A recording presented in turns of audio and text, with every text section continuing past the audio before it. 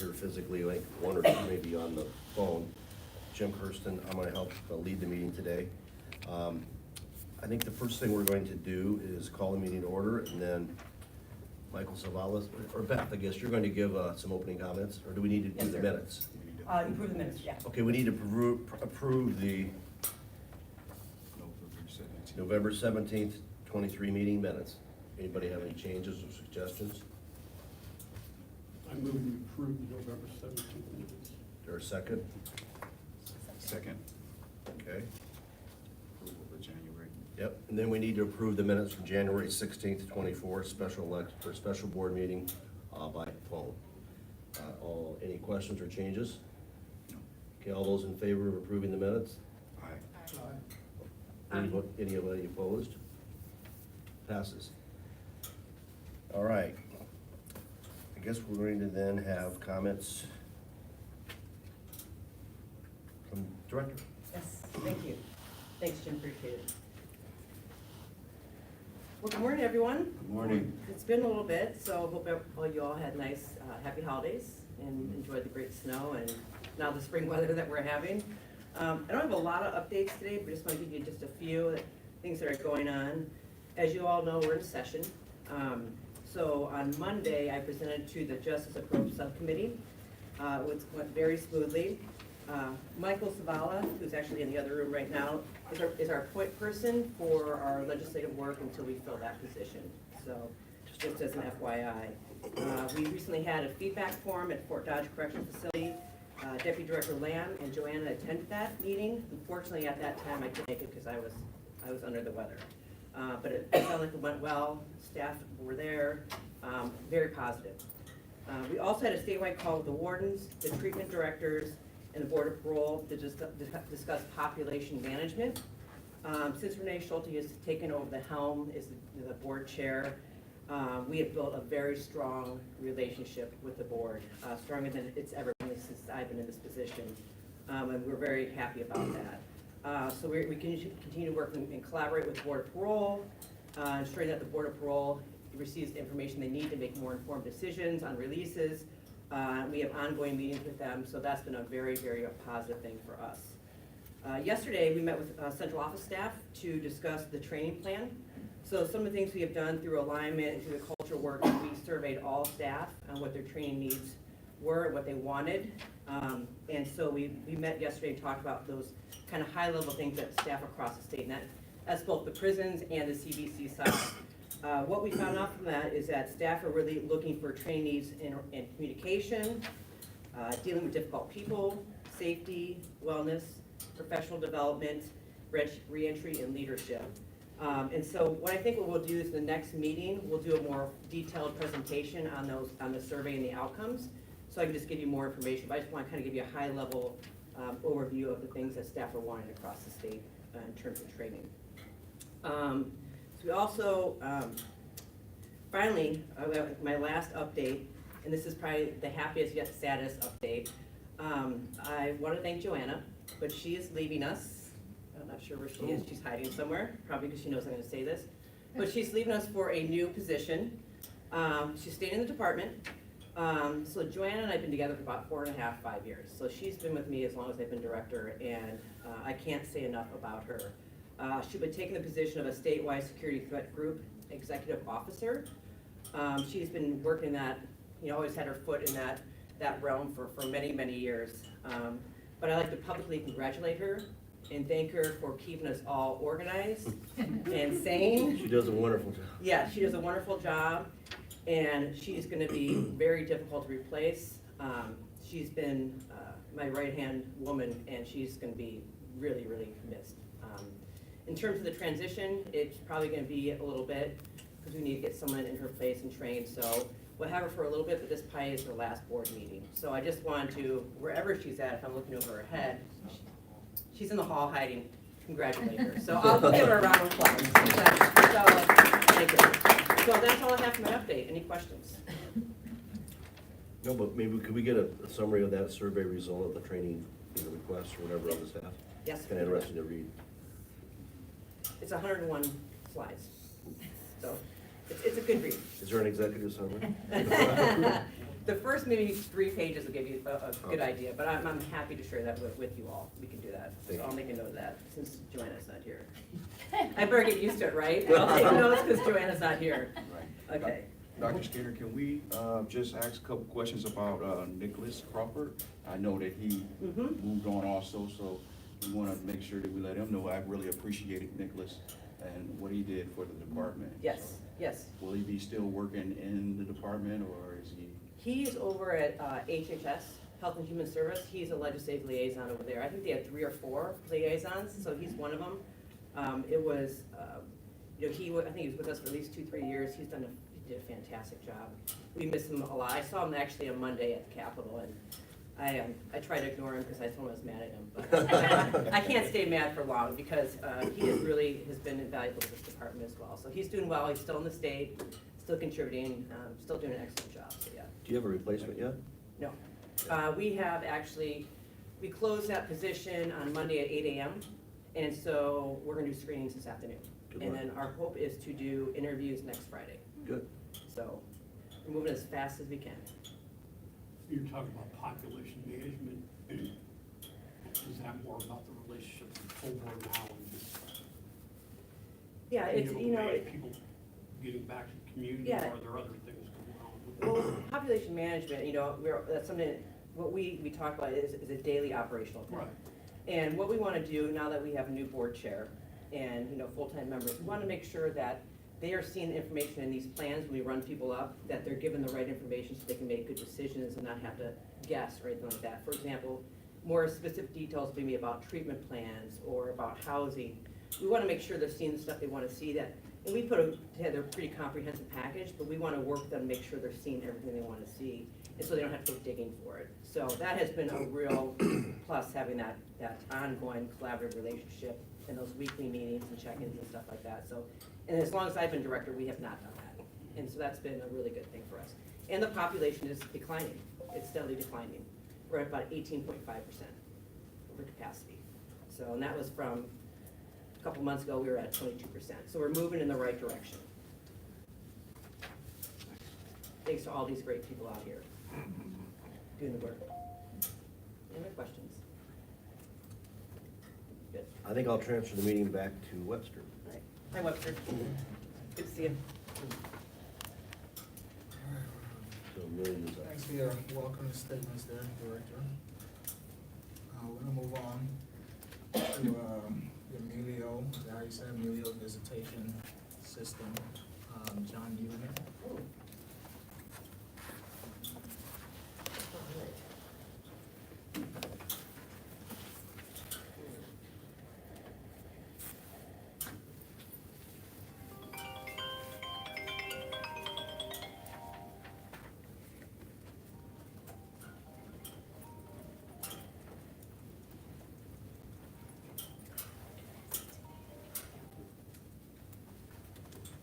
All right. Nice to see everyone here again. I've seen, I think I saw everyone about a year ago, so it's nice to see everyone again. Basically, Emilio is a nonprofit service that the Department of Corrections is using for video and in-person visitation. They are primarily used for, the primary expertise is video visitation. As a nonprofit, they're funded through large technical companies, give them grants, and then they do have some paid services that they offer. We are using them at this point in time simply for video visitation and their visitation management system to also manage in-person visitations. So some of the numbers I have are for both in-person and video visitations.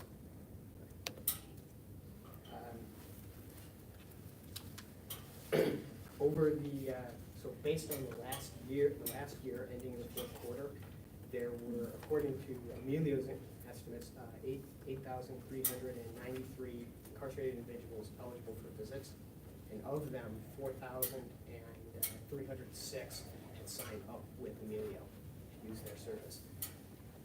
And that's both for in-person and for video visitation. Of that number, so that really equates to about 50% of the incarcerated individuals have been enrolled with Emilio. So of that, so to further break down those numbers a little bit, so of the 4,306 incarcerated individuals who have signed up, 3,237 of them had some form of visit, whether that be in person or video visitation. So that equates to, of that number, 77.3% of the people, of the incarcerated individuals who signed up have participated in the visit. So to further break that down some, is that the video visits, so they have the option to do both. Of those, 2,775 were video visits, were of the individuals participating in video visits, while only 1,853 were in person. And they did have the option for both. So when we step out further, the incarcerated individuals conducted 17,735 video visits with 7,554 in-person visits. And a lot of these numbers are coming from Emilio's management system, so this is where the numbers are. And then we can look further and see the amount of time spent on both, and we have both nearly 1 million hours in both, so we're both at 12.75 million hours.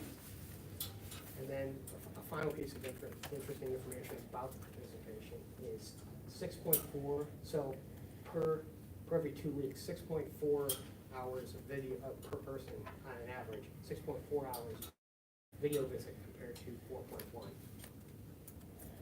So that's the breakdown of that. We're going to look at, now the next is to really look at the quality of the calls, the video calls.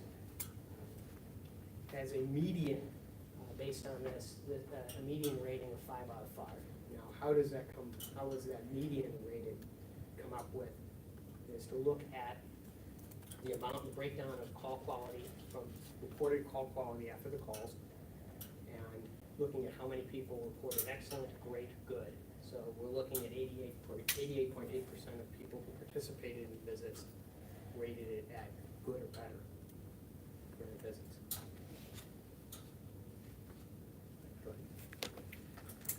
We do have, well, with anything, there will be continuing challenges. One challenge that we do have is equity in access to the internet for people in the population of the state of Iowa, the people who would be possibly visiting.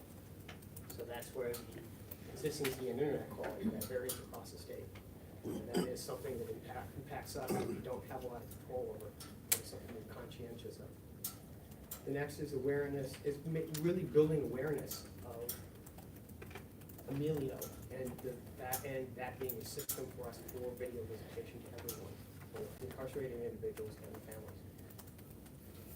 And then lastly, there is a need, as they're a nonprofit, there's always a need to improve and develop better documentation, tutorials, instructions for families visiting and for the staff. So that will always need to be pushed forward, especially as their technology improves over time. Lastly, we're looking at the future. One of the things they're doing is they're going to increase notifications of trouble, outages within their environment to us so that we can better communicate that out to the incarcerated population who use the service. There is in the works a pilot to allow privileged calls between incarcerated individuals and their attorneys. That is in works. We are hoping to, at some point, do a pilot of that in one of the institutions. And lastly, as it is with all technologies and forever having to deal with trying to improve video quality and general quality of the calls. That would be a general summation of what we're doing with Emilio. You have some questions? Please. So, do you have any suggestions regarding your challenges, particularly when it comes to internet, consistency, and then also the awareness, promoting this service to the prisoners? At this point in time, I will take back, and we're gonna work on communication back to them. That's something that's ongoing. For quality, those are larger state initiatives. To Department of Administrative Services is working with state and federal funding to look at ways to improve access to underserved communities. And we hope, and we as corrections and are viewed as one of those underserved communities. That's great, thank you. To that point, yeah, to that point, can you just speak a little bit about what kinds of things you're doing to raise that awareness among incarcerated individuals in relation to this? That I don't know, I don't have answers to that, and I can come back with those Okay. answers. I have a couple of questions. So first, is this truly free for the incarcerated? Yes, it is. There is no charge. And I read somewhere that, the fees are passed on to attorneys. Is that Of how course, it's for set the up? legal, we don't yet, that has not yet been decided on, how the legal fees will be covered. So right now, no one's paying any fees. Right now, for the video visits for incarcerated individuals talking to their legal counsel, that's in a pilot stage. We don't even know, we have yet to determine how that will be funded. Right now, for the pilot phase, Emilio is willing to cover the cost for the pilot phase, and then we will have to come up with funding for that. And this is sustainable for the foreseeable future. In general, for incarcerated individuals, general visits with family, yes. But for video visitations for incarcerated individuals in the secure environment for legal, that's on the be determined. Because we're still working out the process of what will be the pilot. And, as 51% are enrolled. Tell me a little about the 49% who choose not to enroll, why they We choose don't, not to enroll. that's something we're now working on, looking into, figure out what's going on with that. And then those who choose not to enroll, what other options do they have? That is for, there would be the option for in-person visits, but we're using this as a total mannequin system for visits. That number is, the 8,000 number is the number of all, at that snapshot in time, all incarcerated individuals at the time. There are some based on disciplinary actions and other issues may or may not be eligible, so you need to break down that number better to understand who is truly eligible and who isn't. So, I mean, historically, centralized learning was at like Mount Pleasant, and incarcerated person's family applied to visit, and went through that process. Is all that being done now through, Emilio is being used for the schedule. just for the schedule? Correct. I don't know, I So the don't know. visiting some- approvals- yes, for So some the of numbers, as far as numbers of incarcerated individuals that are actually approved visits is higher than what this was. That I don't know, and I'd have to look into. What does the enrollment process look like? You keep talking this enrollment, what does that mean for, I guess, the incarcerated individual and like family member, whoever? For the family member, that would be, I can't speak exactly for some of the policies internally on how someone has decided whether or not, who is allowed to visit. Once they've been approved for a visit from our Gotcha. internal policies, that is really being able to connect with their device, being able to present a form of ID. They do have a digital system that will read IDs to show in a format that can be reviewed to make sure that the person who is visiting is who they claim to be. So, Okay. Is there a cost for the video visits, or is it No. like a phone call, or? At this point in time and going forward, Emilio covers those costs through the grants that they receive from large tech companies. Great. And through they do have paid services that they do offer. So at this point, I don't believe we have any of those, but in other states, they do. Thank you. They have a card system that they offer. So are most of the bad and terrible ratings, even though they're low percentage, is that based on video quality and things like that? That's what I understand it. And are these numbers like self-reporting numbers? These are numbers that came out of these numbers that I have come out of Emilio's data. Okay, so, the question is. The numbers of quality is reported by people. By people, right, and so like, these may not necessarily be accurate of all of the calls, it's Correct, whoever, yes, whoever that is my, gives- yes, and Okay. that would be my understanding. Okay. So is this whole thing still in pilot pilot work in phase? progress. Pilot is only for legal video visits, because those would be different structure, they have to be secured, they have to be limited in who can view them. The standard video visits between an incarcerated individual and their family or other visitors, that's past being a pilot, that is an active tool we're using. So I saw on their website that we're just one of just a few states. Is there any chance that we abandon this project and move on to something else, or are we committed to this? At this point in time, my understanding is we're committed to this. Sounds like a good thing. Any other questions? Thank you. very much. Thank you. Nice to see everyone.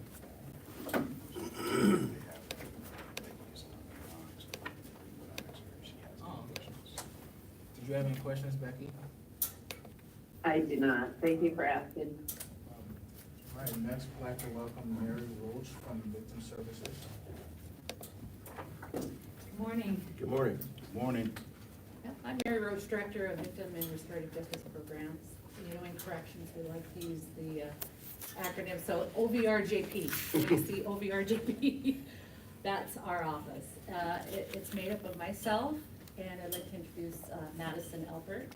She's my colleague, she's our Victim Services Specialist. And that position is funded mostly through a victim of crime grant that we have administered through the AG's office. So we're very lucky and happy to have Madison join me in this office. Okay. And as we go along, if you have questions, interrupt me. I'm good with interruptions. So this is an overview of the services that we provide through my office. So victim registration and notification, managing and protecting victim information that we have in our system, victim safety, which I'll get into some of these in a little bit more depth in a minute. But we have a program called Victim Wraparound, and some of our contact policies that are focused on victim safety. We also do restorative justice-based programming. For example, our Victim Offender Dialogue program. And we also, this office oversees our staff support program. That's a peer support in all of our institutions and most of our districts. And then we engage with staff and community training that's specific to topics like trauma, victimization, victims' rights and services, and then a lot of collaboration. We do not operate in our little office alone. There's a lot of collaboration between Board of Parole, other departments, or parts of our department, other state and national victim services agencies, etc. So for that first piece on victim registration and notification, we are mandated by Iowa Code 915 to provide specific types of notifications to victims who register with our department. So those include escapes from custody or supervision, absconding, any expected release date from custody, so if it's a pending discharge or going to work release or parole. So even though the Board of Parole might notify that victim that they were granted a release, our department also sends notification of when that's going to happen. If we place somebody in the custody of another agency, for example, if they go into ICE custody or federal custody, we notify of those. Escorted visits, those are typically somebody who applies and is approved to attend the funeral of a family member or a deathbed visit. Furloughs, those are particular only to like our minimum live-out facilities. So if someone is going to furlough into the community, we notify victims and let them know the time frame of when that's happening. And then the GPS monitoring of sex offenders in the community. So we notify when they're on GPS, when they go off GPS, or if there's a different type of electronic monitoring. And then we notify of death. Some of these are done by letter. Some of these are done by phone call. For example, the death of an incarcerated person, we make attempts to notify by phone rather than through a letter. Yes. Do we have many that we do place with ICE and other federal agencies? The number of people that we place, Yeah, I have no idea. I don't know that statistic at all. Okay. that would, but I'm sure we have it. Just curious, with all this talk, you know, Yeah, thank you. yeah. And the victim notification, is there a certain degree of offense that not get notified, or does everyone get notified if there's any? Good type question. of- Yes, because the Board of Parole, it only registers and notified victims of violent crime, but the department will register victims of all crimes. So if they're registered with us, we're gonna notify them, so that would include property crimes as well. Yeah. And then these are other non-mandated notifications, so Iowa code does not mandate us to do these, but we do them anyway, because we think that it's a good thing to do. One of those is we collaborate with the AG's office on an automated system called VINE, Victim Information and Notification Every Day. Anyone can sign up on VINE to be notified of a person's movement through the criminal justice system. Did you have a question? Yeah, so are we notifying just the general area that a person is offended in, or a specific victim that person offended? Okay, we notify victims who register. Those victims, the registrations come through the county attorney's office. The county attorney is the official, like, registrar of victims, so they send us those. We will register some that come to us because they didn't get registered with the county attorney's office, but they called us for whatever reason, and in conversation with them, asked them, do they want to be registered? So it is tied to the charges that a person is serving on for incarceration or supervision. Once they discharge, then those registrations are closed. But I don't know if you wanna know these little tweaky things, but if somebody comes in, let's say on a domestic abuse charge and a drug charge, and during that incarceration, the domestic abuse charge drops off, we still will notify that victim because they're still serving time on what they came in on, if that makes sense. Yeah. And then other non-mandated notifications we do is if, for example, if we get a media request, so if there's a request to interview an incarcerated person, or if we're doing a story in the media about, say, one of our programs like the welding program, and it's going to feature an incarcerated person, if that's a violent crime, we're gonna notify those victims that, hey, this article might come out, or there might be something on the news about this person. You might see their image, that kind of thing.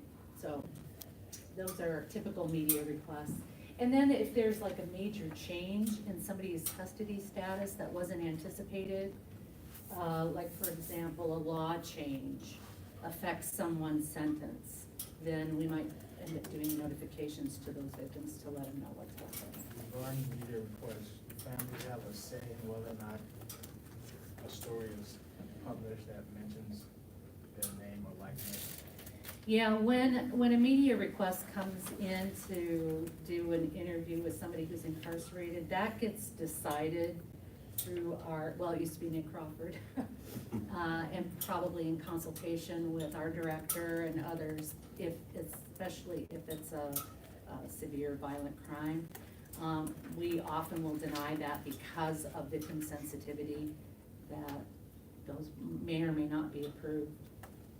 But that's kind of beyond my office. What we do is the notification, and if our executive team wants to consult with us on who are the victims, is there a concern from the victim if there were to be an interview, or what might be the impact depending on the type of charge.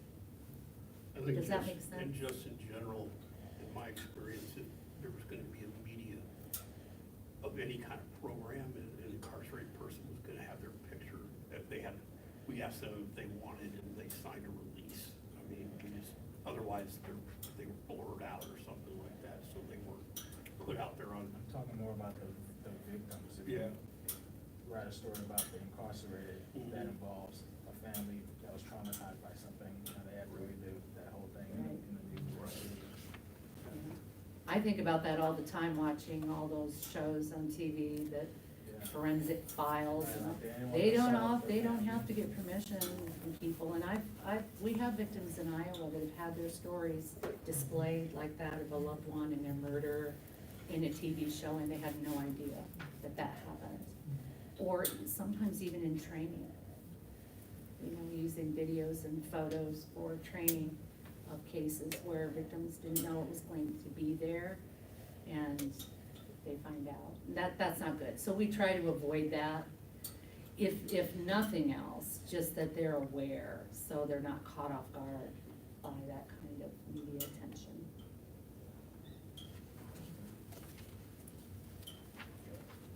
Okay, Jen. Just to give you an idea, when we're talking about managing victim registrations and doing notifications and such, these are kind of averages. I think our registrations total are somewhere between 8,000 and 10,000 registrations. Some of those are outdated. I will say that in the past, we weren't as good at cleaning up and getting those closed out, but that gives you kind of an idea, range. And also, Madison does all of our data entry for victim registrations. So on average, she's entering 600 per quarter, around there. That's around 2,400 a year that are getting registered with us on average. Yeah. And then some other stats of things that we do in our office, we have an 800 number, and also people find out my number as well because it's out there. So we have a variety of ways of them, for victims to get in contact with Madison or I, through phone, through email, through our website. So Madison responded to over 2,400 victim requests in FY23. Most of those are requesting offender information, like where is this person, or they heard they might be getting out, or is there an upcoming parole, a variety of things. Safety concerns, we get a lot of calls from victims who either are concerned because somebody might have a pending release, or they may be getting calls or threats from somebody who is incarcerated. Definitely about reentry concerns, we deal with that a lot. And then we also get calls from people that are interested in having some kind of communication with the person who hurt them. And that would go through our victim offender dialogue program. What's participation like in that program? What does that look like? What's participation like in that one? You mean numbers? Yeah, like how many people participate? Yes, so in FY23, I just looked at this, so I kind of have an idea. I think we had, it was either 12 or 15 cases that went to dialogue. So that means a case that came in and we did preparation, it may have been resolved just through the preparation process, or it may have gone to dialogue, or it may have resulted in, I don't want to meet them face to face, I'd rather write a letter. And then we take the letter, we meet with the person, read it with them, get a response if they want to respond back. What's the tone, I'm very interested in that, what's the tone of those, like, is it more of a, like, you hurt me, or I forgive you, like, what's that like? Yeah, so I always tell people our VOD program is not like the Dr. Phil show. We don't just say, oh, you wanna meet, let's set up a room and let's go. We spend on average 6 to 9 months in preparation. So we're doing preparation sessions with the victim survivors. We're doing preparation sessions with the incarcerated person. And they may also have family members or support people involved with them as well. So our preparation process is really to help people get clarity about what they're wanting to have happen and what they want to do in a dialogue. Preparation also helps us to avoid any major, I always say a big bomb drops, with some big piece of information that they didn't know. We want them to know ahead of time if there's something like that. So the reasons that people pursue dialogue vary some, but sometimes it is that desire, I want to meet with this person to forgive them. Sometimes it's, I have questions and they're the only person who can answer it. Sometimes it's, I wanna tell them how much pain I'm carrying and they need to know what they did to me. So it varies. So how often would you say people come out of those feeling like it was worth, going to? I would say 99.9%. I'm aware of one case a number of years ago that did not go well. Even if it comes out differently than what they had hoped for, they're still glad that they did it. So yeah, and I attribute that really to the care that we take in our preparation. I think that if we didn't have that level of preparation, we'd have a lot of other cases that wouldn't hold up. Sounds like a good program. So the dialogue is really in the best interest of both the inmate and the victim. Yes. To make sure they're both aware of what could happen at any time, you know, during that dialogue. For even the inmate to say, hey, I am sorry, or the victim can say, I forgive you for what you did, you know, or what have you. So it's a good thing, and I thank you for the research and Yeah, preparation. yes, yeah.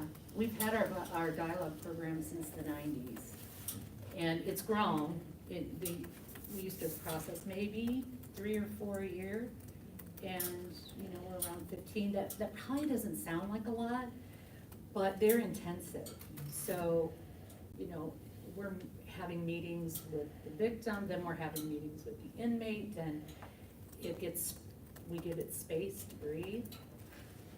So we're not, let's hurry up and get prepared, we give people time. So, you know, if it gets beyond 15, we start to feel like, we got too many cases and keeping them straight. At my age especially. Who is this? But you brought up a good point too. In our preparation of the incarcerated person, usually we're working around accountability, some on communication skills, how to communicate what they want to say, sometimes breaking down the initial fear of, oh, this is scary, and giving them that sense of you're supported as well. And my thing is always, they'll tell me things in preparation and then we get in the dialogue and they forget it. It was completely out of their head. So I always encourage them to write things down, to prepare for that. So our primary focus is the benefit of the victim, but we want it to also be beneficial for the incarcerated person. And usually, in my experience, somebody who comes into our criminal justice system and I meet with them in prison, they've never told their story. They've never told their story of what led up to their crime, what they did, what happened for them afterwards. And so the fact that we're sitting down, undivided attention, and want to know what their experience was, I think is very helpful. Okay. This is Denise with a question. I'm online. Yeah, Can you hear me? yes. Okay, thank you. On that topic of what you just mentioned, is that happening, like some restorative justice, like with each individual, incarcerated individual before re-entry? Is that happening? You're not getting ready for maybe the victim dialogue, but can you describe what's happening as far as restorative as we get ready to re-enter? Thank you. Thank you, that's a good question. I think I'm gonna come up on that in just a little bit. Okay. So if we can wait till I get to that, I'll talk a little bit more about what restorative justice looks like. But specific to Yep, our thank you. dialogue program, that is by victim request only. It's a victim-centered program. We have another option for the incarcerated when they reach out and say, I want to express something to my victim. So we'll get to that. Oh, that's okay, go ahead. So victim safety, when we think about victim safety, there are critical stages, of course, that come up where victim safety becomes more of a priority or we become aware of it. I asked, some members of our Victim Advisory Council, they knew that I was gonna be here talking to you today, to just send me some thoughts about how we manage contact and reentry and what that impact is on victims. And I love this quote this is a law enforcement expert. He's a retired DCI agent who worked in the field of the sexual exploitation of children, internet sex crimes, et cetera, and human trafficking. And I love his quote. He said, "It's imperative to the full spectrum of persons involved in matters concerning contact and release planning, particularly with sexual abuse or domestic violence offenders, their victims, and the public at large, that DOC's position be diligent, impartial, and anticipatory, as opposed to reactive on its policies and programs. This is critical due to the potential high level of manipulation by incarcerated individuals of their victims, their families, and the corrections system. While some may critique such actions, the impact on victims and others are nonetheless stark and real." So I like that because, I mean, he's really speaking to that we need to be prepared for, and instead of reacting to a crisis situation, that we have policies and practices in place that are protective of re-traumatization, re-victimization, especially of vulnerable populations. So, I think as a board, you hear a lot about risk. We do a lot about risk assessments. And the purpose of those are for offender programming and supervision. We're focusing on the community at large. We want to reduce the risk of this person creating more victims out in the community. And the recidivism. Threat is different. Threat is, the purpose, it has to do with decisions that affect a specific target or a specific person. The focus is current, previous, or potential victims or targets, and the concern is the safety of that person. So it's a little bit different when we think about threat. So someone may come out on a risk assessment looking really good, but their threat to this particular person is very high. So we respond to those differently through some of our safety programs, yes. So our focus on safety, a couple of things that we do. One is the victim wraparound program. So this is usually initiated because a victim requests it, but occasionally we might have a referral from the department as well, a staff member. So when this program first started, I heard about it happening in Washington, Department of Corrections. And then we had a case here in Iowa where a counselor came across an inmate's journal. And in the journal, he had very graphic descriptions of what he was planning to do to his victim when he was released. Oh, boy. So we knew he was coming up on discharge, and instead of doing a letter or a phone call to a victim saying, "Oh, by the way, this person is threatening you," the wraparound involves contacting local law enforcement, local victim advocates, sometimes the county attorney's office.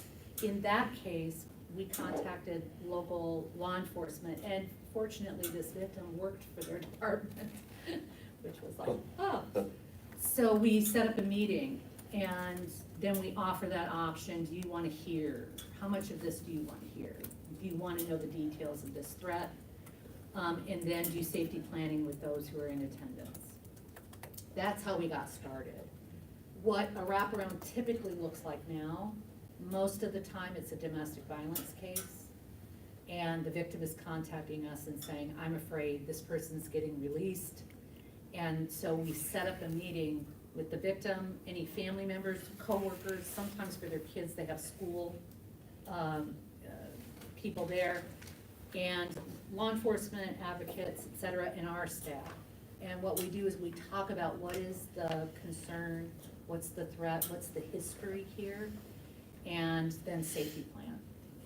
Yes. In the situation you just described, is that not enough to hold a person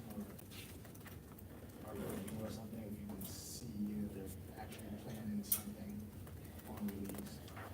If we become aware that someone's planning something, that could result in a reassessment of, are we gonna release this person? Are they making active threats? most of the time, these are cases where we're not hearing anything from the incarcerated person. We're hearing from the victim. So they may be doing very well in our system. They've done treatment, they're not a disciplinary problem, they got a good parole plan. We do look at where are they going in proximity to where their victim is, so we take those things into consideration. But just because a victim is afraid of a release, doesn't necessarily mean we're gonna hold somebody up. Yeah, that I don't think you should. No, but their safety concerns are still critical. I mean, if that incarcerated person is making active plans to go back. Yes, That's a real concern. yeah, that's, Part of it can hold up the release, but if they get to their discharge, then you know, They're out anyway. that's where it becomes this problem. very good point, because we do wraparounds for people, even though the person's gonna discharge and not be on supervision. Is there an automatic no contact on the inmate? Is there automatic no contact where they can't contact the person?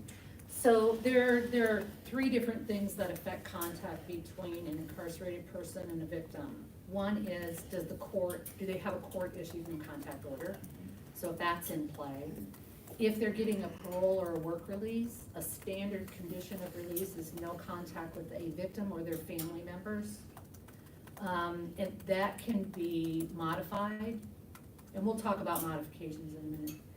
And then there's also our policies. So, but not in all cases is that going to be present. So it depends on, like, for example, if they're gonna discharge and there's no contact order, we're not gonna have a parole condition. So they may be out and free and can go where they want, which is we just did a wraparound the other day in that kind of a situation, and the family was very concerned about their safety. And it's difficult for victims to get a no contact order again through the court if it's expired. So if it's gone, the court will say there needs to be a new incident in order to issue a no contact order. So if there's no new incident, they're not eligible. Is there any punishment for a third-party incarcerated person contacting the victim for the Yes. inmate Yes. that's done the crime? Yes, yeah, that falls within our disciplinary process, yeah. So, yeah, and please note, we know that these help with safety, but we have no guarantees of someone's safety.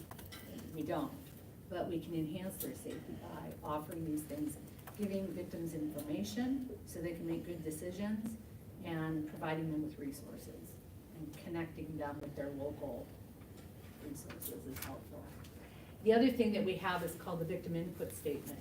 So when someone is in court and they're convicted of a crime, victims have the right to give a statement in court prior to sentencing.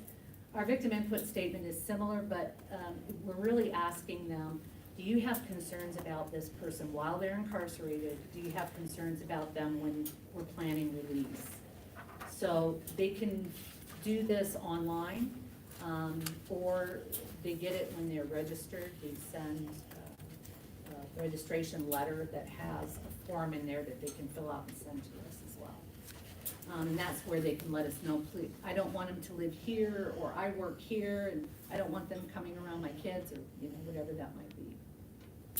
Or they might be concerned that they're gonna contact them while they're incarcerated. For example, one of our victims of domestic abuse, she sent me a few sentences too about that. And what she said is, hello, Mary, even though the person who abused me was incarcerated, I still felt that same queasy, scary fire in my belly, like he could somehow still hurt me and will find a way to exact revenge on me. He climbed the ranks of the prison levels. He earned privileges. He even got a dog to train. All the while, he was continuing to manipulate me, guilt me into sending money to him. I could have used this entire year and a half to help myself move on, but I've been so sick, so emotionally damaged and brainwashed, I didn't know what to believe or what to do. So we know with domestic violence in particular that it can take years for someone to really understand what they were involved in. But we also know that the more separation we can give there and give that person time away from the abuse, they are better able to make decisions about what they want to do. When they're in it, it's really difficult for them to see and to think about how to extricate themselves from it. So, the victim input statement is helpful to us. We share that with correctional counselors, and just so that we have this awareness as we do release planning of those concerns. And then other focuses on safety are contact policies. My office is active in determining phone, mail, and all-mail contact. Sometimes my office is consulted when it comes to visiting appeals, and those kinds of things. I already mentioned no contact orders, DOC policy, and DOC conditions. Just in general, our contact policies, broad, says an incarcerated person is not allowed contact with any current or previous victim of any of their offenses, period. And then we go, okay, what about family members who are visiting? So what kind of exceptions are we gonna give? What if it's a guy who's in prison because he stole his mom's checks and there's forgery? Are we gonna prevent him from having contact with his mother? No. So the exceptions that we grant for property type offenses that are nonviolent, we just approve. That's the exception. If it's a violent crime, most of the time we require that that person be involved in treatment, and then we'll look at, do we want to approve contact at that time? Either at certain types at the beginning, maybe halfway through. For sex offender treatment, they must complete the program first. And then we consult with the treatment program on whether they can have contact with minors, that kind of thing, if their offense was against a minor. So we try to grant a lot of exceptions as we can, but we're very careful about it, and it's always a balance between the needs and the wants of the family, of the incarcerated person, but also making sure that we're not setting people up for further victimization. So it is important that we're very careful and, like our colleague said, diligent about those kinds of decisions. And then we collaborate a lot with the BOP, Border Patrol. We get some referrals from the Border Patrol because that's the time that victims might say, I'm scared, or there are some safety concerns. And so we share information back and forth with that. Okay. And then to our wonderful person on the phone, our restorative justice-based services. So communication, I already talked about our VOD program. We also offer that letter writing, or what we call shuttle dialogue. We have a program called the Restorative Justice Reentry Preparation. But this is, I don't want to call it a pilot, because it's not a pilot, but it's a very small program that we started that was focused specifically for our juvenile lifers, and as they were getting close to release. But we've expanded that now to people who've been incarcerated for any kind of length of time. And during that, how many sessions do we do? About 7 to 10 sessions with them. And the reentry things are on acknowledgement of harm, amend making, and atonement. So we really dive into acknowledging to themselves the harm that's been done to them in their lives and the harm that they've caused other people. Then we talk about amends. How do you make amends? How do you make amends to yourself for the things the decisions you've made that have caused harm to you?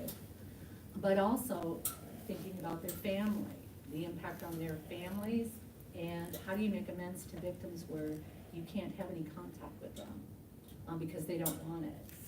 So what does that look like? And then atonement.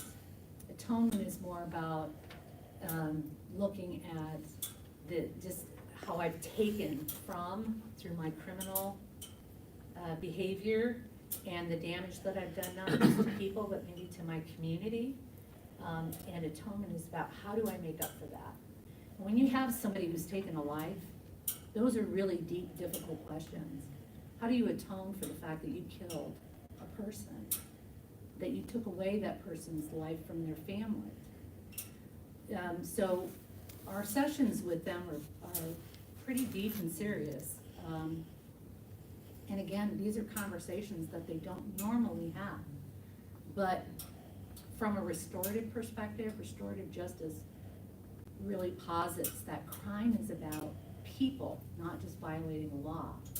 It's about the violation of the relationship to other people and within ourselves too. And if we don't address those, how does this person ever come to terms with my history? So release can't just be about, I've taken classes and I've got this skill and now I've got a job and da-da-da. It also has to be about what's the garbage I'm carrying around on my back that I'm taking into my relationships going forward. So it's an intense program. The feedback that we've gotten from our participants has been very positive, and so we're kind of thinking, how might we expand this? And not just think about reentry as I'm getting ready to parole, but what is my behavior like while I'm incarcerated? And can we have an impact on people who are serving a long sentence who aren't gonna get into the treatment program? So we can do some more with that. But this is where we are right now. Victim survivor presenter, oh, I'm sorry. It's me again with the question to that. Yes. I love that. Thank you for working on that project, because I think that's really important. And then the other question I have to that is, who are you doing the program, or who is physically, do you bring somebody in, or how are you, what's the mechanics of it a little bit? Yes, okay, so I'm a facilitator, my colleague Madison is a facilitator, we have the correctional counselor. Right now, we've done this at North Central Correctional Facility, and Sherry Anderson is a counselor there who, she's fabulous with this. And we've also brought in a parole officer from the community, so that they have that connection to somebody and what supervision might look like when they get released. So, but facilitation is primarily Madison and myself. I was a trained facilitator of a victim impact program for years for the department, and so very steeped in restorative justice, and we also have victim presenters as part of that program. So fortunately, we can beam people in now, and we don't have to travel to come into an institution. So we have them virtually come in and talk to the guys. There is something that happens for people when they hear from an actual survivor of crime, and it just really makes a difference that we see. Especially when you have somebody who's experienced a severe and violent crime, and they want these guys to do well. And that message to them affects them. We also have victim survivor presenters for different things, maybe an awareness or educational purpose, and also our National Crime Victim Rights Week that we do every year. And you all are invited to come and attend. I don't know if you ever have, but we do it every year. The Attorney General's Office is involved with us, the Iowa Organization for Victim Assistance. We give out an award. We have a couple awards from the AG. So if you can come, it's on Friday, April 19th this year at 10 a.m. And I'll make sure that we get that information sent out with you to come to that. And then the other restorative justice option that we have for the incarcerated and for people on supervision is our apology letter bank. So as I mentioned before, the victim offender dialogue is by victim request only. So when someone expresses that desire, I want to apologize or do something to make amends, we have the apology letter bank. And it basically is, they're given a guide for how to write a good letter of apology. The letter is reviewed. If it's appropriate, then it's accepted into the bank. And then we will make an attempt to let the victim know that a letter exists and if they want to receive it or not. And then we'll let the incarcerated person know if the victim says they want to receive it and they want them to know that they got it. success rate of that, victims receiving those letters? Or accepting those letters? I'm not good at keeping stats of that. I don't have a number for you. What I will say is, I'm gonna guess that about half the time I don't hear anything back. I send a letter to the victim, I let them know it's there, I don't hear anything back. And then sometimes they'll ask for the letter, but they don't want anything else to happen. And then some people will say, I want to write back, can I write back? And they can do that through me, or they might decide they want to do dialogue.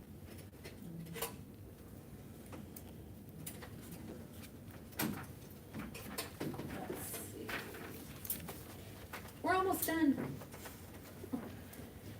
The last part I want to talk about is our staff support program. Because this is critical. I know that you're aware that we recently experienced the death of another staff member due to suicide. And so it just really highlights the need for us to be taking care of our staff. And I have a whole thing on the impact of working in corrections, but I'm just gonna give you a little bit of what we know. Post-traumatic stress statistics, this was from 2011, so it's a little while ago, but the number of correctional officers with PTSD is twice as many as military personnel with PTSD. That's an incredible statistic. Go to the next one, please. Suicide risk. The US population, it's estimated 1 in 33 are at risk of suicide. Correctional officers in active duty, 1 in 9. That's more than combat veterans. And our retired correctional officers as well. Trauma in the probation and parole officer. 28% experience 4 or more primary traumatic events in their career as a probation and parole officer.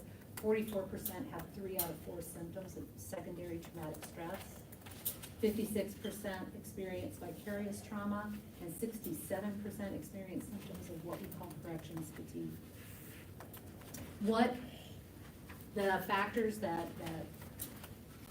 contribute to this, that's different, I think, than like for law enforcement or for military, is that we have people in an environment where a situation might happen. So we have people on alert, and maybe that situation happens, maybe it doesn't, but the impact on them physically and psychologically is the same. So I get all geared up, oh, looks like something's gonna happen over here, and I get geared up to respond, nothing happens, okay? But I still have that response in my body, cortisols and adrenaline and all of those things that happen when we're ready to respond to something. The other thing is just the exposure to the histories of violent crime. I'm exposed to it, I've been exposed to it my whole career, and I know it has an impact on me. I'm in therapy, and I encourage our staff to be in therapy. This is the kind of stuff that will kill us.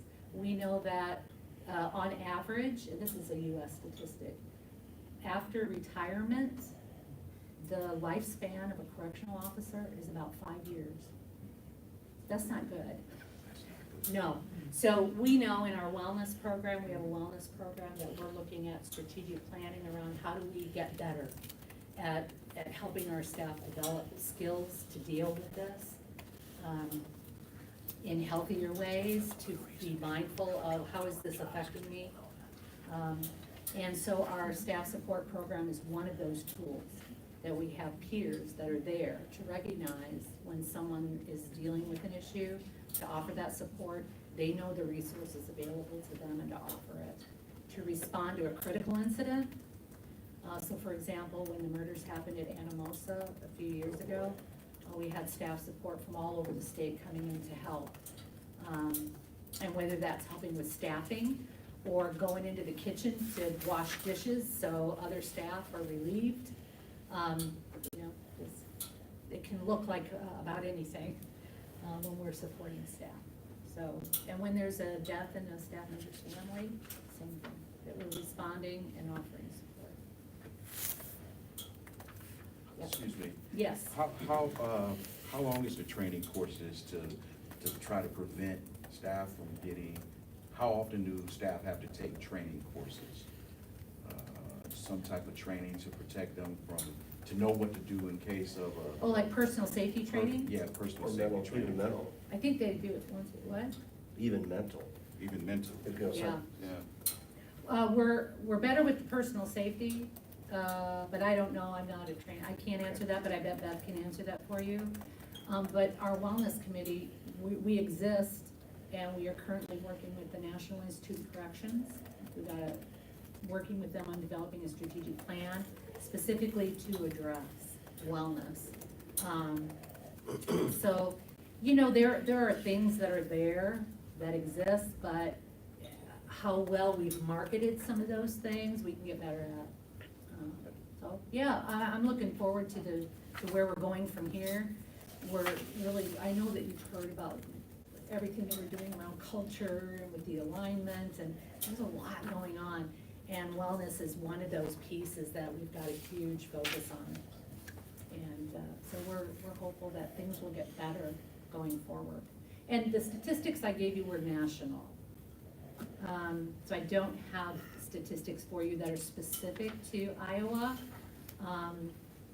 But I don't think that we're not gonna be different when we look at the number of assaults that we have that happen, our critical incidents. I don't think we stand out as, oh, we're a safer system. I think we're kind of typical for correctional systems in that way. But I might be speaking out of turn, Beth. So I'm getting into an area. I think, you know, historically, if you think about it, in corrections, people don't talk about their emotions, Yeah, right? And people bottle it up and they cope in different ways.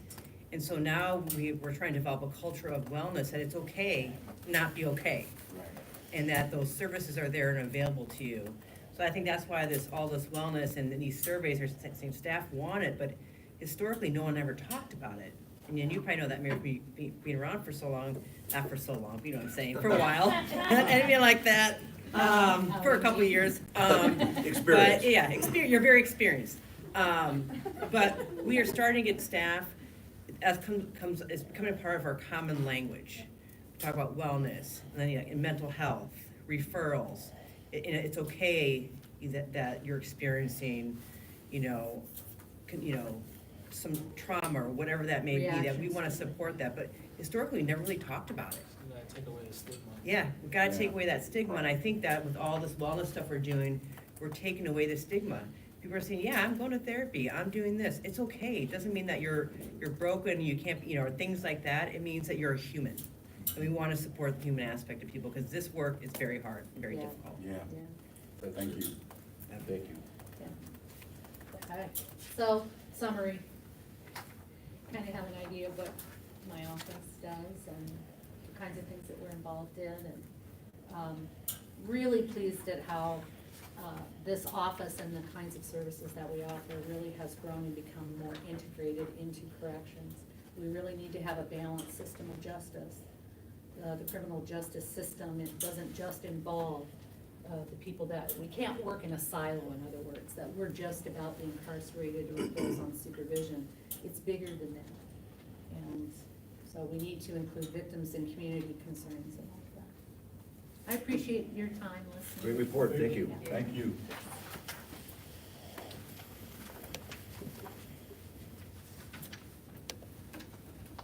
Alright. Next up, I have Steve to give us the budget update. Steve, if I have to get up here in a few minutes, to have to be a meeting at Capitol 11:30, so I'm not leaving because you're boring me. That's okay if you say that, Jim, out loud. I don't always get that, Steve's not gonna be so, offended by I'm giving that. it, you know, Yeah. hey, I'm married to a CPA, Beth. I get it, I get it. You know, I got anyway, you. I don't want to be insulted that I'm leaving. I got you. No, I appreciate that.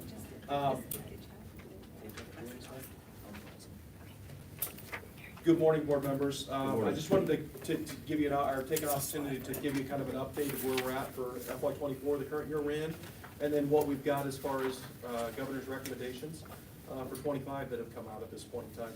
And once again, those 25, they're all subject to the legislature and what they decide. So, but we'll go ahead and do an got those slides or not? You didn't tell me No, when that's the okay, that's slides, okay, that's Steve. okay, you've got them in front of you. So I'm just gonna go through real briefly on each one of the tabs that we've got, or each one of the sheets. The first one should have institution totals at the top left.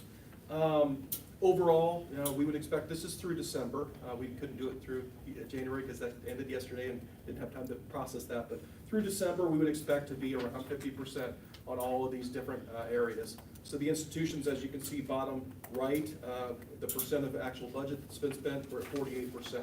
So we're on solid ground. Some of those key areas, of course, are personnel salaries, first line in the expenses, 46%, well within where we would expect to be. Some of the other areas, the 310 line, drugs and biologicals, is at 61%. We do have hepatitis C treatment that's done, and we're actually ahead of the curve a little bit as far as the numbers that we've treated. So that would be why that number is a little bit above. One of those areas that we're constantly watching and making sure that we're on solid ground. Food is another one of our larger areas, just below that 311 line at 47%, so we're within where we would expect on that as well. Utilities is another very large area, the 403 line at 43%, so once again, electricity, water, sewer, all those types of things, we're within where we would expect to be. One of the ones that kind of sticks out a little bit, or there's a few that stick out as far as being beyond the 50% on the individual lines. Some of those things we spend on the front end, such as our workers' comp premiums. We would pay those on day one, July 1st. So that's gonna look like we've spent more of that line than where we would normally be, just because of how that works and when we spend that money. But overall, once again, the institutions are on solid ground at the 40. Any questions on that one before we move forward? All right. Second sheet is the CBC totals. So our community-based corrections districts, and this is all 8 districts once again combined. Once again, we expect about 50%. We're at 48 and change as far as the percentage of overall at the bottom right. Once again, very solid ground as far as where we expect to be. Similar types of things. The personnel line is gonna be one of those areas that's gonna be our biggest expense. We're just under 47.5%, right where we would wanna be. Food, again, is another one of the large areas in our residential facilities, right at 50%. There's a couple lines that don't have a budgeted amount. So below, so it'd be the 407 line, the interstate transfers, and the 434 line, the transfers to other state agencies and services. We did at the end of FY '23, the carry forward dollars that the districts had, we have asked to have them send those in to central office to be able to administer and be able to spend that down responsibly and for projects that can tackle some of those one-time needs and such. So those two lines total a pretty sizable amount of money. That is that return of those carry forward dollars. So that's why there wasn't necessarily a budget set on day one. And that would drive up, of course, that 48% as well. So just kind of throw that out there. But overall, once again, the CBCs are in very good shape. Like I said, we're spending that carry forward dollars responsibly, looking at what their needs are and priorities, and taking care of some of those major maintenance needs and technology needs that they've had over the past several years. Next tab is our central office totals. Similar, so once again, this would be one that we would say, why are we not at 50%, that bottom right number, that 75%? On day one, we do transfer out our department-wide duties monies that are received, and for the year of FY '24 that we're in, the 407 line you can see there, $12.9 million. That was all sent out to the districts and institutions on July 1. So that's one of those things that throws kind of a wrench as far as on the front end versus throughout the year. So there would be no more money to spend in that line the rest of the year. So that's gonna, of course, skew that number a little higher than it normally would be. Salaries, once again, 46%, right where we wanna be. Outside services, right at 50%, another one of our larger areas for central office. And just a reminder, central office includes such things as our statewide ICON systems, or our vendor management system. It also includes our education, institution education. So we're spending all those monies out of central office, even though they may not be a distinct central office expense. So, and then our last one is our capitals. So that last page is our capital totals. These are our Rebuild Iowa infrastructure funds and our technology reinvestment funds that have been allocated to the department. We typically have a year plus 2 years to be able to spend down those dollars. So we're constantly watching those projects and such to make sure that we're spending down those responsibly. As you can see down at the bottom right, 15%. The one caveat that is present, we just transferred almost $14.3 million to Department of Administrative Services within the last couple days for the Clarinda Kitchen project. So that will, of course, boost that 15% up dramatically. Some of the other projects that we've been funded for are in the works. For FY24, the things that we were funded for were institution body scanners. We physically purchased those. We need to reimburse a couple locations still. We did get a $1.2 million for an apprenticeship building at Mount Pleasant. That money has been transferred to DAS at this point in time to start that project. We had about $2.8 million at Oakdale, IMCC, for an electrical grid service upgrade. That money has physically been transferred to DAS as well for that project to begin. And then our larger technology types of things are camera system upgrades and our body cameras.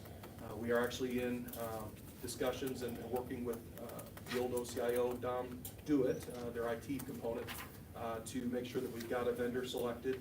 And we're proceeding with some of those projects. Specifically Mount Pleasant, we've given the blessing to move that one forward, and we're working on some other locations currently as well. So those dollars will be spent down responsibly as such, and make sure that we timely do that. So that's kind of a real quick FY24 update.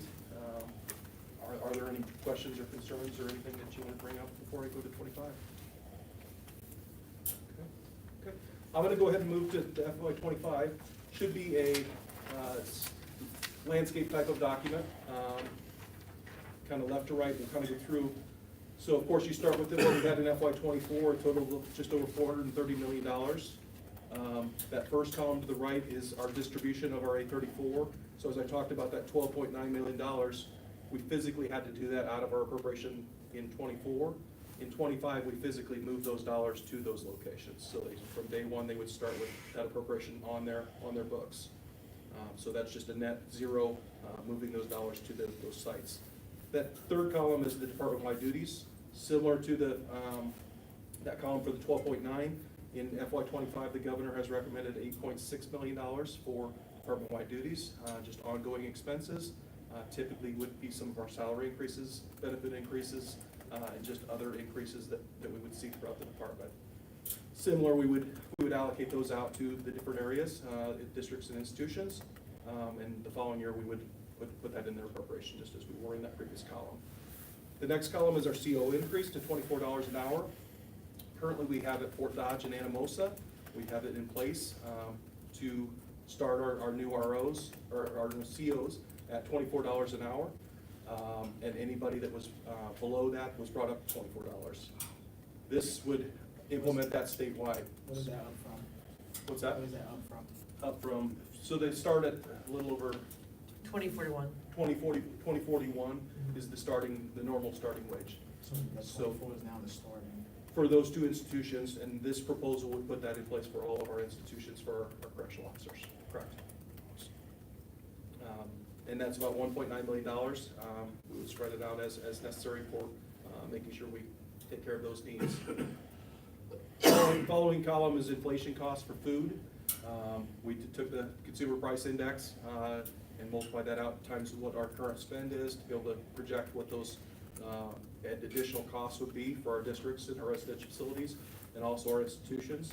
About $665,000, so it's a chunk of change just for those increases that we're anticipating.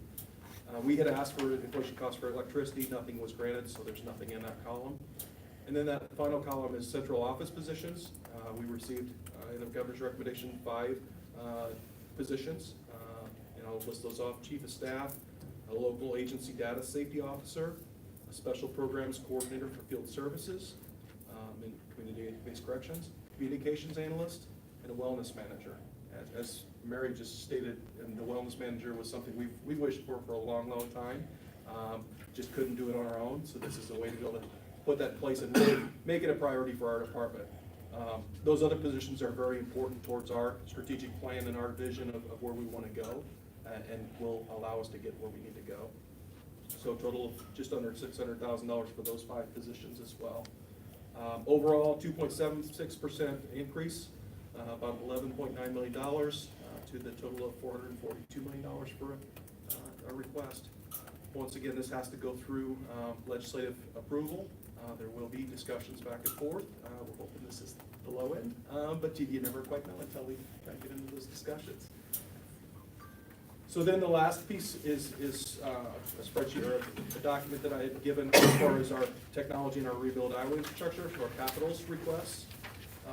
The rebuild Iowa infrastructure fund, nothing was put on as far as approved by the governor. And the rationale behind that is we're actually in the process of selling some land, some farmland. And the purpose of that is to take care of some of our needs as far as infrastructure needs, major maintenance projects and such. Our first and foremost thing is the Clarendon Kitchen, as I mentioned. We've got about $14.3 million left of appropriation.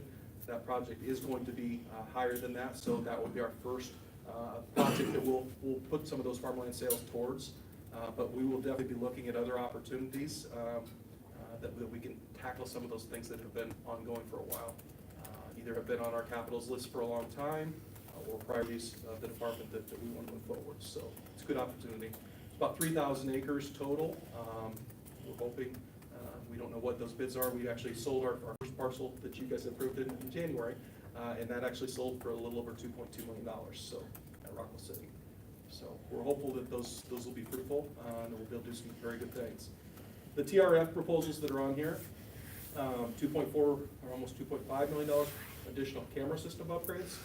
We know that there's several needs within our department, so it'll add on to what we're currently doing in the current year, and be able to move a lot of those projects forward. We are looking at going to one software platform for the entire state so that we can help each other out when is necessary with our IT staff and such. It'll just make it easier.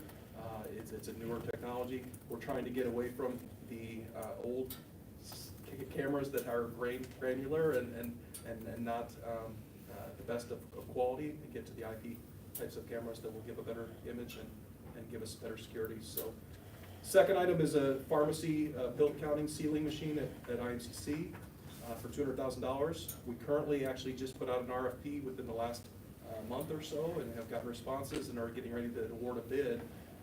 We currently have a machine that we're going to replace this year, but this would allow us to replace those other machines at IMCC that are in need of replacement at this point in time. We've got switch replacements at IMCC and ICIW, totaling $600,000. I'm not a super technical person, but I know that allows all of our data to be able to function, be able to talk to each other, and make those items, and those switches are obsolete at this point in time, need to be replaced. So if we don't have it, we're gonna not be able to operate as we would want to. So those are very important. $200,000 for server replacements at IMCC and ICIW, similar types of thing that I just talked about. It's just outdated technology, needs to be replaced as such.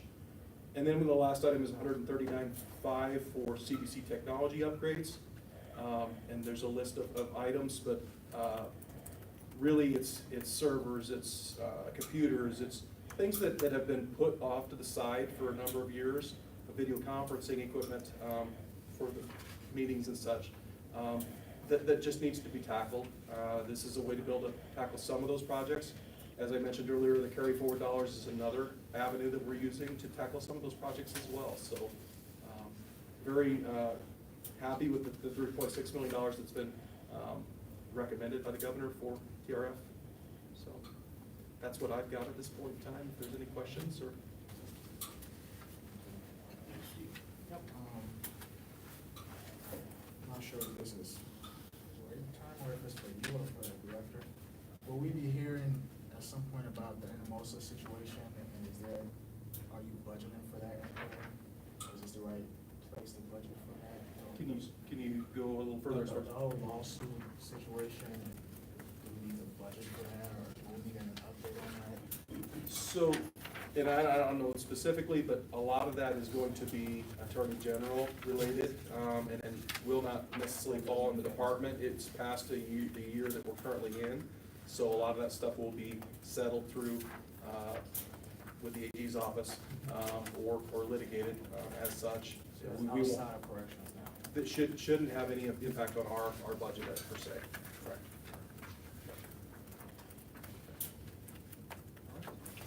Thank you. Thank you.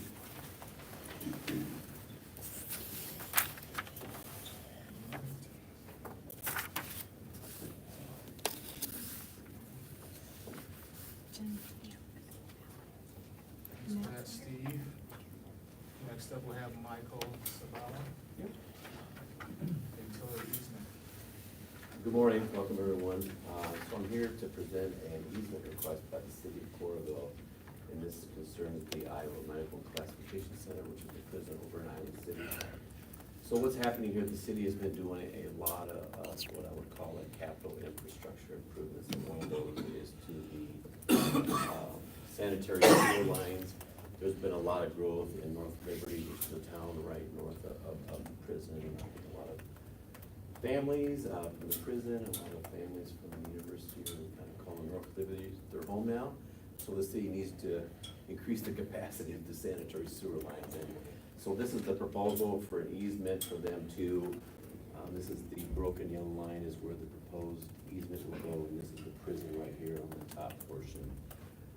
So we have, the prison has reviewed it, they don't have any concerns. I have reviewed this with the Attorney General's office to make sure that we're good with the, you know, the survey and the property lines and those kind of things. So the city will reimburse us $34,000 for that, the right of easement that the board would be involved in improving. So happy to answer any questions that you might have.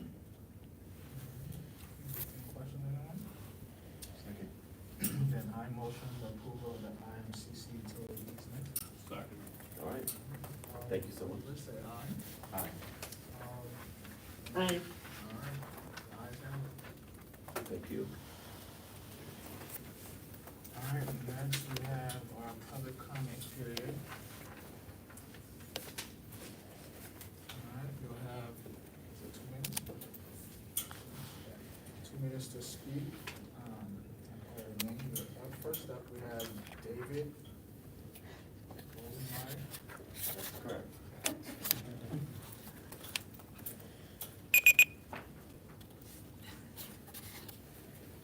My name is David Bovenmeyer, and I'm a pastor at Stonebrook Community Church in Ames, Iowa. During the last board meeting, Ken Purse explained the process and criteria by which prisoners are referred to the Attorney General's office for possible civil commitment. Two things stood out to my wife and me from Mr. Purse's explanation. First, the process doesn't include any opportunity for prisoner self-advocacy. As a pastoral counselor, I've learned the truth of the proverb of the first to present his case seems just until another comes and examines him. A person can seem so much on the right, but when you hear the other side of the story, you think, wow, that puts a whole different light on things. For example, one of the 4 criteria the Department of Corrections uses to determine whether to refer a person is whether he has more than one arrest or conviction for a sexual offense. David Morrow, the prisoner we are advocating for, does have 2 convictions for sexual offenses. One of them, however, was with his wife at the time, and the charge was lowered when a neighbor's testimony came forward saying that they were seen kissing in the hall that same day. Such knowledge is certainly relevant regarding whether a prisoner is likely to reoffend. An opportunity for self-advocacy would get such potential mitigating factors out on the table. Self-advocacy might involve an interview where the multidisciplinary team could ask clarifying questions, or at least a written statement in which the prisoner could address all the factors under consideration. Self-advocacy could go a long way toward preventing unnecessary referrals. And another idea, we see that there's a victim advocate on the multidisciplinary team. Why not add a prisoner advocate? And my wife will continue since I think my 2 minutes are up. Thank you.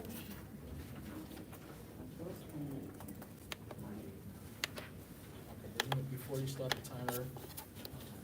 Sorry, I just wanted to say that I personally need to leave at this point, but I apologize that it was before the public comments. I have a newborn at home that is on a strict feeding schedule, so I apologize for that, but I appreciate all the members of the public who have come to speak before the board. We really appreciate the public comments, and I look forward to reviewing them during, when we get the board minutes, and I also appreciate the comments from the members of the board or the Department of Corrections and my fellow board members for being here. I apologize for having to leave early. Thank you.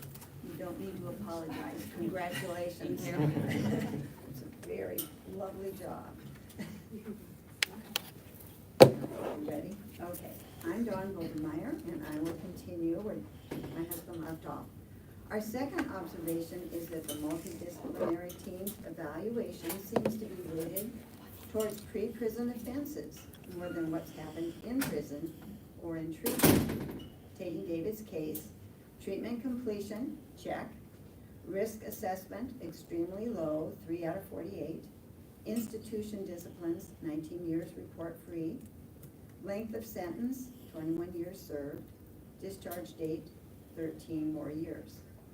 Everything else, current convictions, prior criminal record, minutes of testimony, and victims' comments relate to what happened prior to incarceration. It seems that in David's case, the conduct, attitudes, and character he has developed while in prison have made no difference regarding his referral. So we request that the board pass a resolution asking that the Department of Corrections reevaluate the multidisciplinary team's process and criteria and include self-advocacy. Finally, we've heard some frustration from board members that the board has little power to change things. We disagree. Were the board to unite and pass a resolution requesting that the Department of Corrections re-examine multidisciplinary team criteria, that would have weight. So would requesting that the Department of Corrections interact with the Attorney General's office to find ways to fix this delay problem. So would writing a letter to the governor or the President of the Senate or the Speaker of the House asking for change of legislation to fix this delay problem. We know that your goal is to make Iowa prison systems the best in the nation, a goal we heartily support.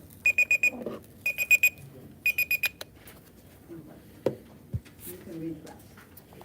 One paragraph left. Yeah. Thank you. Next, we have Richard Norden.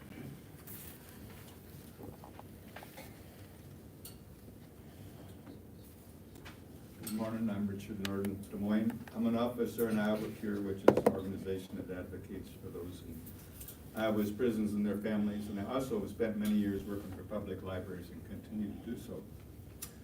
I would want to ask to reconsider the policy that denies the use of respectable third-party vendors of books, such as Amazon, from incarcerated people and their families.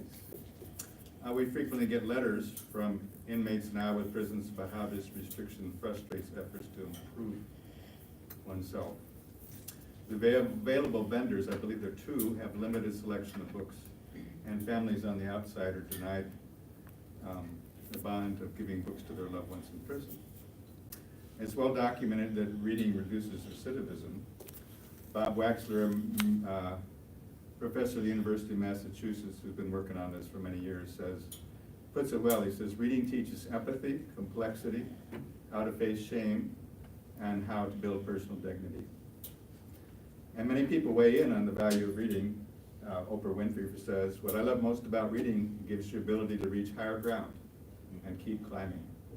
And Dr. Seuss, whose birthday we celebrate next month, says, the more you read, the more things you know. The more you know, you learn, the more places you will go. So I would ask that we avail ourselves of the opportunities to let our incarcerated people flourish. That is a simple step to make reading more accessible. Thank you. Just a quick comment on my experience. Incarcerated individuals could order through Amazon, and there was a couple other places. The only restriction was outside a family. I couldn't order a book and have it sent in to my son. I could put money on his account and he could order that book. So there was never, other than some restricted reading, things like pornography or something like that, my experience, we encouraged books and reading and building our own library and things. So I guess was a little confused about what that restriction is. Well, my understanding is that Amazon, there are 2 vendors that are approved for the inmates themselves to order books. And Amazon is not one of them. Well, Amazon used to be one of them, I know that. So I guess I don't know what's going on now, but. And this is the first I've heard of it, so I certainly will check into that. Yeah, okay. So Amazon is not one of them? No. What are the 2? I don't know off the top of my head. We'd have to get back to you on that. Does anyone know? Do you know? Books and things, yeah. No, that is. And then there's another one that's mostly for children's literature. I can't remember the name of it though. Do you know when Amazon stops being an option? Or what?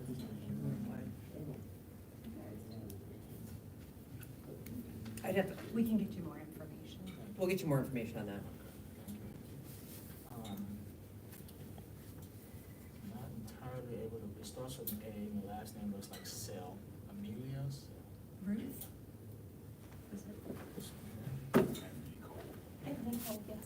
Oh, Nicole.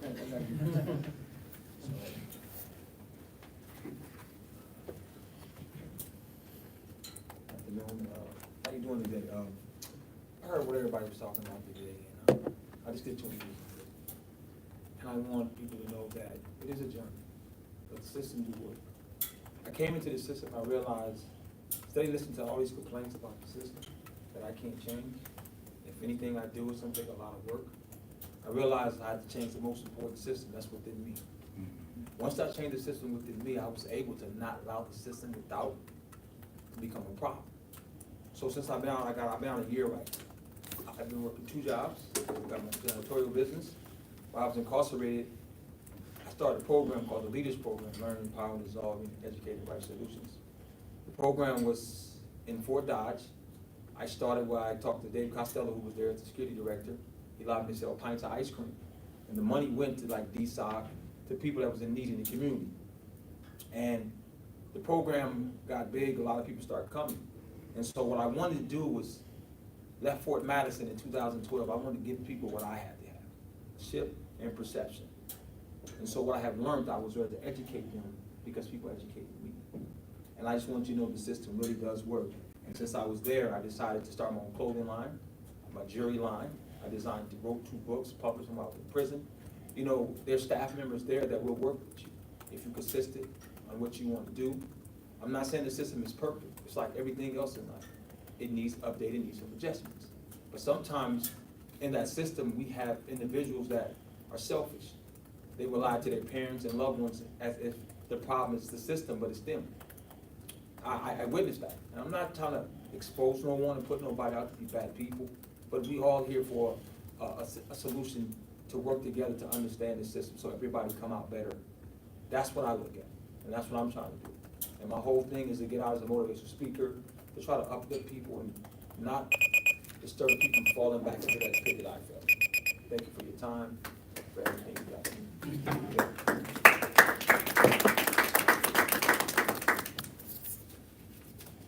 think that's all of our speakers for the day.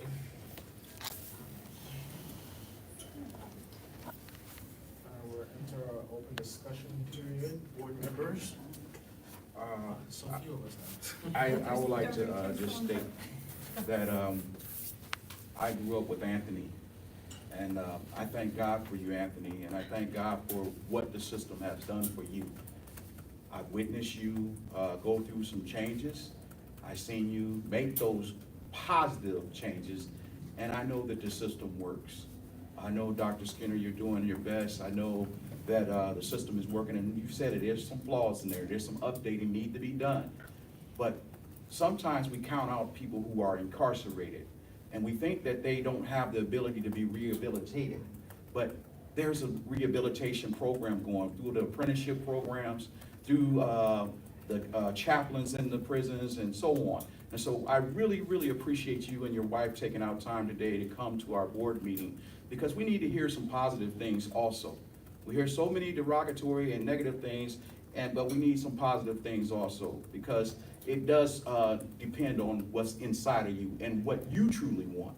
How bad do you want it? How bad do you want to change? And what are you planning on doing when you get out into society? What kind of attributes are you going to give back to your community that you took away from your community? Yes. And so that is a positive thing, and I thank you for coming today, and I appreciate it. He's one of my clients, and I really, truly appreciate you. You know, I want to say this to you, real quick. You have been a helpful person on my journey, even as a mentor, as a friend. But a lot of, when I was in prison, I made the choice to decide to turn prison into a college and myself into a classroom. I wanted to go back to my community and clean up the mess that I made. It was in my heart. I wanted to talk to the victim in the situation. I would apologize. Even if that victim didn't accept it, I had to do these things. And I'm still working on trying to do that with the victim. Because I believe in my heart and know in my heart that this is not a game. This is life and it's serious. And I don't want to be known as just a criminal. I want to be known as somebody that was great, that made a wrong turn, done the wrong thing, but took the situation and turned it out and turned it into fertilizer, made it better. You know what I mean? Thank you. I do have a few minutes to talk after the meeting. I can chat with you a little bit. Right. Anyone else? I would just, this is Becky, I would just add that I echo Trent's comments. I think we're so encouraged by stories like this, and this is why everybody in corrections works so hard. It is for the win. So thank you for your comment.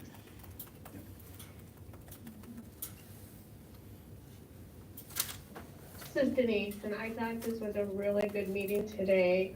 Lots of good reports, and I was encouraged by the last speaker. That is so good. Thank you for sharing that. And we just want to keep lifting that hope higher. That's what we want to do. So hearing something like that, we just really appreciate it. I appreciate all the work that everyone in corrections does. And thank you for just some positive, good feedback today. Was really encouraging. So thank you.